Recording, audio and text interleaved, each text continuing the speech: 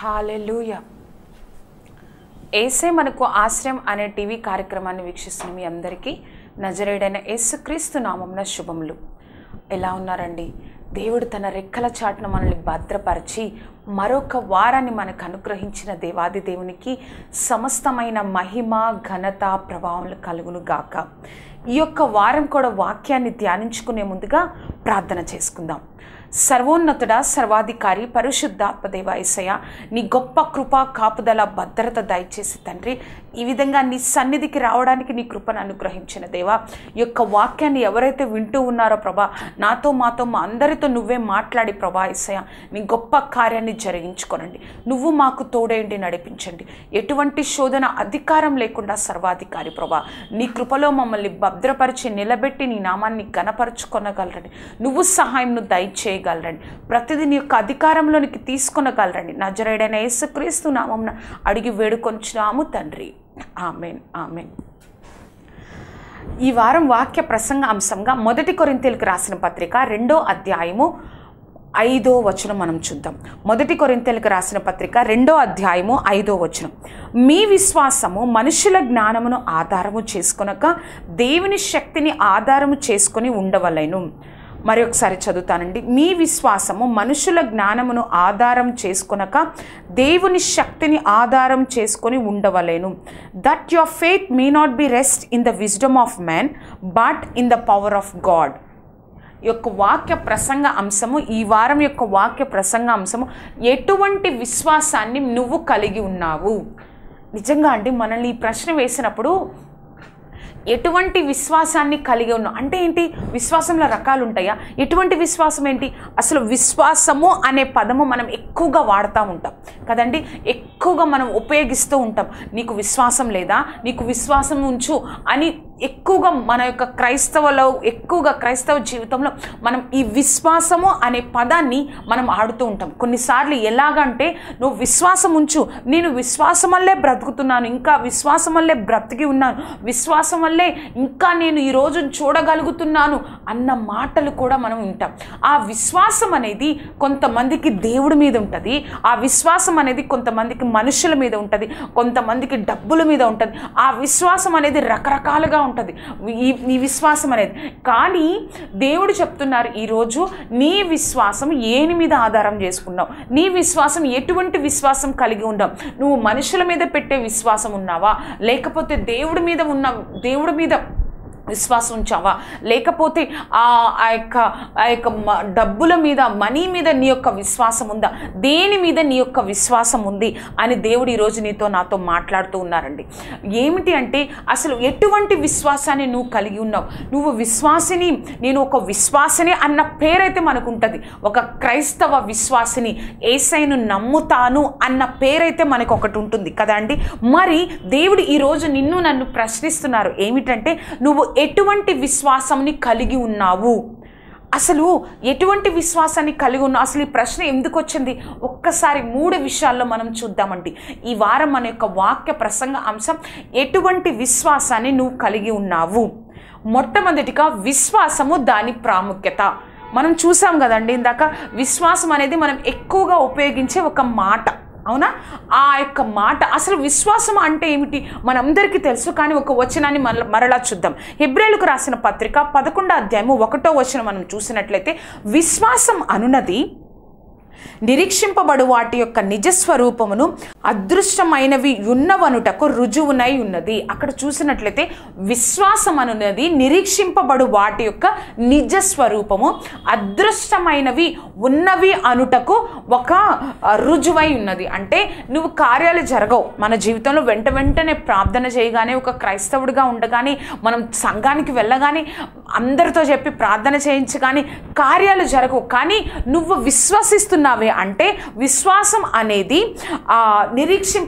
దేనికోసమైతే ఎన్నో కార్యాలు, ఈ కార్యం జరగాలి, ఆ యొక్క దానిలో నేను విజయం పొందాలి అని నువ్వు దేనికోసమైతే నిరీక్షిస్తున్నావో వాటి యొక్క నిజస్వరూపం, నిజంగా అవి జరుగుతాయి, దేవుడు చేస్తారు అని నువ్వు నేను నమ్ముతాం. అంతేకాకుండా అదృశ్యమైనవి ఉన్నవని నమ్మడటకు రుజువై ఉన్నది.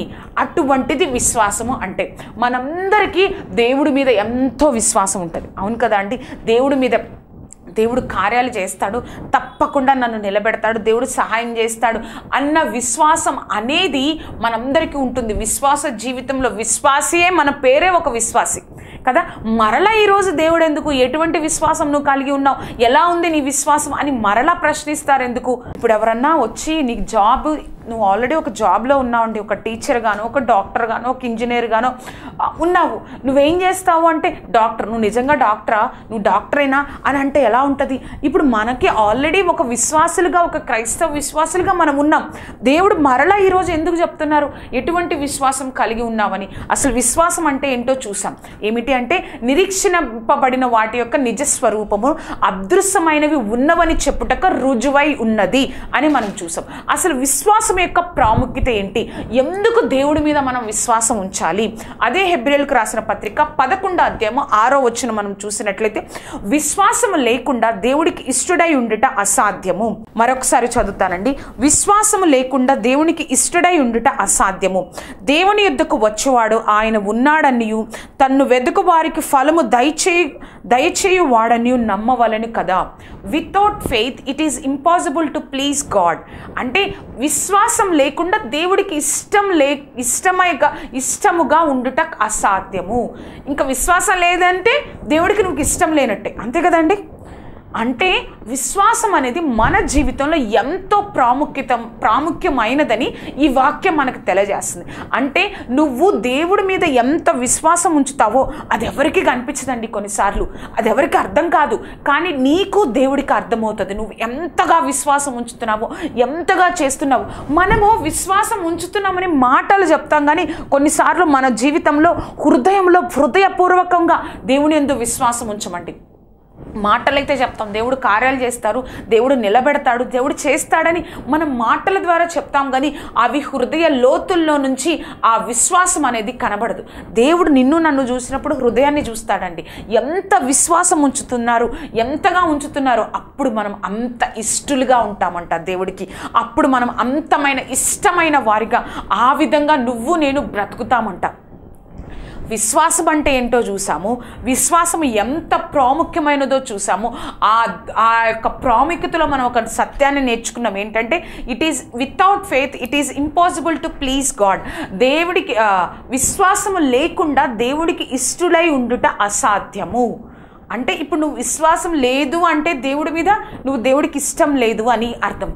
అంటే అంత ప్రాముఖ్యత. నువ్వు దేవుడి దగ్గరికి వస్తున్నారంటే ఆయన ఉన్నాడు, నాకు కార్యం చేస్తాడు, ఆయన సజీవుడైన దేవుడు, నాకు కార్యం చేస్తాడు, నన్ను తప్పకుండా నిలబెడతాడు అన్న యొక్క ఆలోచన, అన్న గ్రహింపుతో, ఆ యొక్క ఆలోచనలతోనే నువ్వు దేవుడి దగ్గరికి రావాలి. ఆ విధంగా ఆలోచిస్తూ దేవుడి దగ్గరికి రావాలి. అంతేకాని ఆ విధంగా విశ్వాసంతో దేవుడి దగ్గరికి రావాలి. ఏముందిలే, ప్రార్థన చేస్తున్నా, నా ప్రయత్నాలు నేను చేస్తున్నా, ప్రార్థన చేస్తున్నా, దేవుడు చేస్తాడా, ఎప్పుడు చేస్తాడులే అన్న అవిశ్వాసంతో వచ్చావు అంటే దేవుడికి ఇష్టడిగా నువ్వు నేను ఉండము. మన యొక్క వాక్య ప్రసంగాంశం ఎటువంటి విశ్వాసాన్ని కలిగి ఉన్నావు. మనం మొట్టమొదటిగా విశ్వాసము, దాని యొక్క ప్రాముఖ్యత. రెండవది చాలా ఇంపార్టెంట్ అండి, సమస్య ఎదురైనప్పుడు నీలో విశ్వాసం ఎలా ఉంది, ఇది అండి మనకు ముఖ్యం. ఒక సమస్య ఎదురవుతుందండి మన జీవితంలో, మనం దేవుడితో సహవాసం చేస్తాం, మన పేరే ఒక క్రైస్తవ విశ్వాసి కదా అండి, మనందరికీ ఒక కామన్ నేమ్ ఉంటుంది, క్రైస్తవ విశ్వాసులు, సంఘ సభ్యులు, విశ్వాసులు అని మనకు ఒక పేరు ఉంటుంది. ఆ పేరే మనకు ఒక విశ్వాసి కదండి. కానీ మన జీవితాల్లో మనము దేవుడితో సహవాసం చేస్తూ, ప్రతిరోజు ప్రార్థన చేస్తూ, బైబిల్ చదువుకుంటూ, ప్రతి ఆదివారం సంఘానికి అటెండ్ అవుతూ, ఆ విధంగా దేవుడితో సహవాసం చేస్తూ ఉన్నప్పుడు ఏం జరుగుతుంది, కొన్నిసార్లు మన జీవితంలో అనుకోని పరిస్థితులు ఎదురవుతూ ఉంటాయి, అర్థం కాని స్థితులు ఎదురవుతూ ఉంటాయి. అయ్యో, నేను ఇంతగా లోక రక్షకుడిని తెలుసుకొని వెంబడిస్తూ ఉంటే నా జీవితంలో ఇలా ఎందుకు జరగాలి, ప్రార్థన చేయని వాళ్ళు, దేవుణ్ణి తెలుసుకొని వాళ్ళు చాలా సంతోషంగా ఉన్నారుగా అని అనిపిస్తుంది. అసలు ఎందుకు ఎదురైంది? అప్పుడు బయటపడుతుందండి మనకి విశ్వాసం. నిన్నటి వరకు ఇప్పటి వరకు ఉన్న విశ్వాసం ఒక్క నిమిషంలో పోతుంది సమస్య ఎదురైనప్పుడు. అర్థం కాని స్థితి ఎదురైనప్పుడు, ఆ యొక్క సమస్య ఎదురైనప్పుడు ఒక్క నిమిషంలో నువ్వు ఇప్పటి వరకు కాపాడుకుంటున్న ఆ యొక్క వాక్యానుసారంగా ప్రార్థనలో, సంఘంలో వాక్యమని నువ్వు కాపాడుకుంటున్న, నిలబెట్టుకుంటున్న విశ్వాసం అంతా ఎగిరిపోతుంది, అంత పోతుంది. ఆ యొక్క సమస్య ఎదురైనప్పుడు మనం ఎలా ప్రవర్తిస్తాము అంటే, ఒక నిరీక్షణ లేనివారుగా, ఒక సహాయం లేనివారుగా మనం ఆ విధంగా ప్రవర్తించేసి విశ్వాసాన్ని కోల్పోతామండి. బైబిల్లో ఇద్దరు వ్యక్తులకు అనుకోని స్థితులు ఎదురయ్యాయండి. వాళ్ళు ఏ విధంగా ప్రవర్తించారో చూద్దాం. మొట్టమొదటిగా ఎస్తేర్ అండి. తన చిన్న వయసులో జీవితాన్ని చాలా ఒక అనాథగా, ఒక పినతండ్రి దగ్గర పెరిగింది. కానీ దేవుడు తనని ఆశీర్వదించి ఒక రాజ్యానికి తనని ఏం చేశారంటే రాణిగా చేశారు. ఇది మనకి తెలుసు. తను ఆ విధంగా లోబడి జీవించడం వలన దేవుడి కృప తన మీద ఉండి, దేవుడి ఆశీర్వాదంతో తను ఒక రాణిగా అయిపోయింది. అంతా సజావుగా సాగుతుంది. నా యొక్క ప్రజలు బాగున్నారు, నేను బాగున్నాను అనుకుంటూ ఉండగా దేవుడు ఆ యొక్క ఒక రాజు ద్వారా శాసనం వస్తుందండి. ఏమిటి అంటే, అది కూడా మనకు తెలుసు, యూదులందరినీ నాశనం చేయాలి అని చెప్పినప్పుడు ఆ విషయాన్ని తన పినతండ్రి ద్వారా ఎస్తేరు తెలుసుకున్నప్పుడు వెంటనే, నేను సేఫ్ సైడ్లో ఉన్నాను కదా, నేను చాలా బాగున్నాను, ఇంకెందుకులే నా యొక్క జనులతో, నా యొక్క పితరులతో, నా యొక్క వంశస్థులతో నాకు పనేముంది అని అనుకోలేదు, గందరగోళం అయిపోలేదు. అంతేకాకుండా వాళ్ళు ఏ విధంగా జీవిస్తే నాకెందుకు అని అనుకోలేదు. కానీ ఆ శాసనం ఏమిటి అంటే, వాళ్ళందరినీ నాశనం చేయాలి. ఆ శాసనం ఇంకా అవ్వదు, ఇంకా ఆ రాజు ఇచ్చిన శాసనం ఇంకా కొట్టివేయబడదు అని తెలిసినా కూడా తను ఎటువంటి గందరగోళం, ఎటువంటి భయాందోళన చెందకుండా, ఎటువంటిగా ఏదో నిరీక్షణ లేనట్టుగా, సహాయం లేనట్టుగా ఉండకుండా 3 రోజులు తన అందరితో, పనివాడితో సహా ఆ యొక్క ఉపవాస ప్రార్థన చేసి ఆ శాసనాన్ని తీసేటట్లుగా ఆ యొక్క ఎస్తేరు ఇప్పటికీ కూడా, ఆ శాసనం ద్వారా ఇప్పటికీ కూడా యూదులు భూమి మీద ఉండి అనేక మందికి ఆశీర్వాదకరంగా ఉన్నారండి. చూసారా అండి, తనకు అనుకోని స్థితి, తన యొక్క పితరుల ఇంటి నుంచి, తన యొక్క వంశస్థుల నుంచి అనుకోని స్థితిని ఎదుర్కొంది ఎస్తేరు. కానీ గందరగోళం చెందల, కానీ భయపడలా. అయ్యో, నాకు ఒక సహాయం ఎక్కడి నుంచి వస్తుంది, ఇంకా రాజుని అడిగేద్దామా, రాజు దగ్గరికి వెళ్దామా, ముందు ఆ రాజులకు రాజైన దేవుడి దగ్గర మొరపెట్టి తర్వాత రాజు దగ్గరికి వెళ్ళి ఆ యొక్క శాసనాన్ని కొట్టివేయబడేటట్లు చేసుకుంది. ఇంకొక వ్యక్తిని చూద్దామండి. ఆ వ్యక్తి పేరు దానియేలు. 120 మంది ఆ యొక్క అధిపతులకు దానియేలు ఒక ప్రధానుడిగా ఎన్నుకోబడిన తరువాత, ఒక బానిసగా వచ్చిన దానియేలు ఒక ప్రధానుడిగా అయిపోయాడండి ఆ దేశంలో. ఆ విధంగా దానియేలు ఎన్నుకోబడిన తర్వాత దానియేలు జీవితాన్ని ఎవరైనా చూశారంటే, అక్కడ అధిపతులు కానీ, అక్కడ ప్రతి ఒక్కరు అధికారులు కానీ ఎవరైనా చూస్తే, ఆ యొక్క ఏ లోపము తను ఆ యొక్క పనిలో, ఆ యొక్క ప్రధాని విషయంలో, తను చేసే ఆ యొక్క ఉద్యోగం విషయంలో, ఆ స్థాన విషయంలో ఏ లోపము కనుగొనలేకపోయారంట. ఈయనని ఎలాగైనా కుట్ర చేసి చేయాలని చెప్పి ఒక శాసనాన్ని తీసుకొచ్చారు. 30 రోజులు ఏమి చేయాలంటే, 30 రోజులు రాజుకు మాత్రమే నమస్కారం చేయాలి, రాజును మాత్రమే పూజించాలి అనే ఒక శాసనాన్ని తీసుకొచ్చి రాజు చేత సంతకం చేయించిన తర్వాత ఈ దానియేలు రోజుకు 3 ప్రార్థించే అలవాటు, మోకరించి రోజుకి ముమ్మారు ప్రార్థించే అలవాటు ఉన్న దానియేలు ఏం చేశారండి? గందరగోళం అయిపోయారు. అయ్యో, నేను ఇంతగా ప్రార్థన చేస్తున్నాను, ఇంతగా నా మోకాళ్ళు అణిగిపోతున్నాయి, నా మోకాళ్ళు నొప్పులు వస్తున్నాయి, ఇంతగా నేను ప్రార్థన చేస్తున్నాను, ఏం జరిగింది, నేను ఆయనకి మొక్కాలంట అని అనుకోలేదండి. ఒక్కసారి దానియేలు గ్రంథము 6వ అధ్యాయము 10వ వచనంలో మనం చూద్దాం. ఇట్టి శాసనము సంతకము చేయబడినని దానియేలు తెలుసుకొనినను అతడు తన ఇంటికి వెళ్ళి యథాప్రకారము అనుదినము ముమ్మారు మోకాళ్ళుని ఇంటి పై గది కిటికీలు యెరూషలేము తట్టునకు తెరవబడి ఉండగా తన దేవుడికి ప్రార్థన చేయుచు ఆయనను స్తుతించుచూ వచ్చెను. చూసారండి, అనుకోని స్థితి ఎదురైంది. తను ఆల్రెడీ అక్కడ బానిసగా ఉన్నారు, ఆ యొక్క ఏ లోపము కనుగొనలేకపోయారు. కానీ ఒక శాసనం వచ్చింది, నేను బానిసగా ఉన్నానే, ఒక ప్రధానినైనా కూడా నేను ఆ యొక్క శాసనానికి నేను లొంగాలి అని అనుకోకుండా, ఏ స్థితి వచ్చినా గందరగోళం లేకుండా, ఎలా అయితే మామూలుగా ప్రతిరోజు చేసే ముమ్మారు చేసే ప్రార్థన, మోకరించి చేసే ప్రార్థన చేశారు. అంతేకాకుండా స్తుతిస్తూ, దేవుణ్ణి స్తుతిస్తూ ఆరాధిస్తూ వచ్చారు. చూసారా అండి, ఈ యొక్క ఎస్తేరు జీవితంలో చూసాము, దానియేలు జీవితంలో చూసాము. తర్వాత ఏం జరిగిందో మనందరికీ తెలుసు. దానియేలు జీవితంలో ఎవరు దానియేలు గొప్ప దేవుడు అని చెప్పే గొప్ప కృపను దానియేలు పొందుకున్నాడు. నువ్వు నేను ఒకటి గుర్తుపెట్టుకోవాలండి, మనము దేవుణ్ణి వెంబడిస్తూ ఉన్నప్పుడు, దేవుణ్ణిలో వెళ్తూ ఉన్నప్పుడు అందరిలాగే మనకు కూడా సమస్యలు వస్తాయండి. అందరిలాగా అనుకొని పరిస్థితులు ఎదురవుతాయి, అనుకొని మరణాలు ఎదురవుతాయి, అనుకొని పరిస్థితులు గుండా నువ్వు నేను వెళ్ళాలి, అనుకొని షాకింగ్ న్యూస్లో నుంచి నువ్వు నేను వెళ్ళాల్సి వస్తుంది. అప్పుడు నువ్వు నేను గందరగోళం చెందకూడదు, నువ్వు నేను భయపడకూడదు. అయ్యో నా పరిస్థితి ఏంటి ఈ విధంగా మారిపోయింది, అయ్యో నా స్థితి ఏంటి ఇలా ఉంది అని నువ్వు నేను గందరగోళం చెందకూడదు. ఎందుకంటే మనం ఎప్పుడు గుర్తుపెట్టుకోవాల్సిన విషయం ఏంటంటే, మనం ఒక నిరీక్షణ లేని వాళ్ళం, సహాయం లేని వాళ్ళం కాదు. We are not the helpless and the hopeless people. మనము ఒక నిరీక్షణ లేని వారము, సహాయం లేని వారము కాదు. కాబట్టి నువ్వు ప్రభా ఈ యొక్క సమస్య నా దగ్గరకు వచ్చిందంటే ఆ యొక్క సమాధానం నీ దగ్గర ఉందని నాకు తెలుసు ప్రభా, నేను భయపడను, నేను నీ యందు ఇంకా విశ్వాసాన్ని ఉంచుతాను, ఇంకా నీ యందు నేను విశ్వాసాన్ని ఉంచుతాను ప్రభా అని నువ్వు ఎప్పుడైతే ఇంకా దేవుని యందు విశ్వాసం ఉంచుతావో, దేవుడు నిన్ను బట్టి నన్ను బట్టి ఇంకా సంతోషిస్తాడండి. ఇంకా ఆయనకి ఇష్టమైన వారిగా నువ్వు నేను మన జీవితాలు కొనసాగించవచ్చు. కానీ అంతేకాని అయ్యో ఏంటి ఈ సమస్య నాకు వచ్చిందేంటి, నేను ఒక క్రైస్తవుడిగా ఉన్నా కూడా ఇలా జరుగుతుంది, అది కాదండి. మన విశ్వాసం ఎలా ఉండాలో తెలుసా?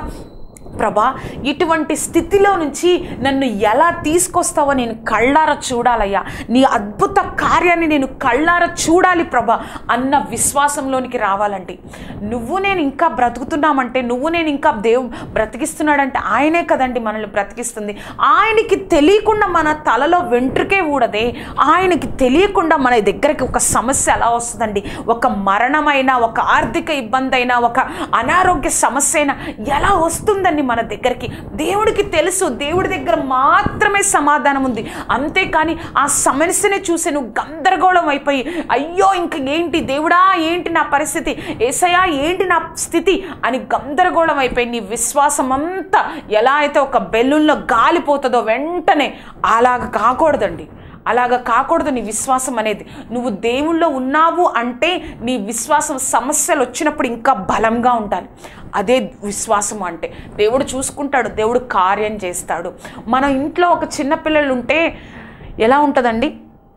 తల్లిదండ్రులు ఉంటారు, చిన్నపిల్లలు ఉంటారు, వాళ్ళు ఏమన్నా ఆలోచిస్తారా? నిద్రపోయినప్పుడు వాళ్ళు ఏమన్నా ఆలోచిస్తారా? ఎవరన్నా వచ్చినప్పుడు అమ్మో ఎవరో వచ్చేసారు మా ఇంటికి, ఏం జరుగుతుందో ఏంటో అని ఆలోచిస్తారా? ఏం చేస్తారండి? వెంటనే తల్లిదండ్రుల దగ్గరికి పరిగెత్తుకొని వాళ్ళని పట్టుకుంటారు కదా. నువ్వు కూడా నేను కూడా అంతే.